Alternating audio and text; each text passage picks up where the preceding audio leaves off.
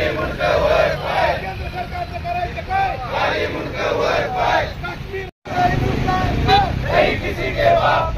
खरा आवाज कुणाचा? जिंदाबाद जिंदाबाद.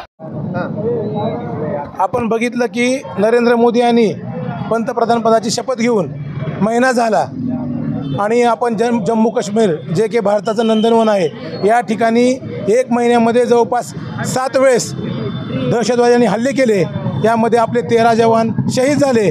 त्या शहीदांना प्रथमतः आम्ही शिवसेना उद्धव बाळासाहेब ठाकरे पक्षाच्या वतीनं विनम्र आदरांजली अर्पण करतो. परंतु माझं एक म्हणणं आहे की ही दहशतवाद्यांनी आपल्या सैनिकांची केलेली हत्या आहे. या हत्येला जबाबदार कोण? या हत्येला जबाबदार मोदी म्हणत होते की माझी 56 इंचाची छाती आहे.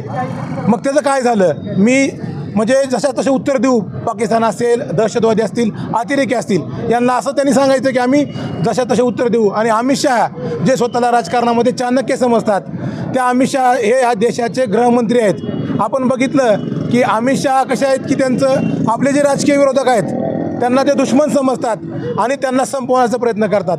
तसंच अमित शहानी आपल्या जवानांचा जी बळी घेणार आहेत, आपल्या देशावर जे हल्ला करणारे अतिरेकी आहेत, दहशतवादी आहेत, यांना संपवण्याचं काम हे अमित शहानं करावं. परंतु असं कुठंही करताना ते दिसत नाही आणि त्यांचं फक्त राजकारणामध्ये डोकं चालतं आणि विरोधक संपवायचे, पक्ष संपवायचे. या अपयशी ठरलेल्या गृहमंत्र्याचा मोदींनी राजीनामा घ्यावा व संरक्षण मंत्री असलेले राजनाथ सिंग या दोघांचा मोदींनी राजीनामा घ्यावा अशी आम्ही आज शिवसेना उद्धव बाळासाहेब ठाकरे पक्षाच्या वतीनं आम्ही मागणी करत आहोत.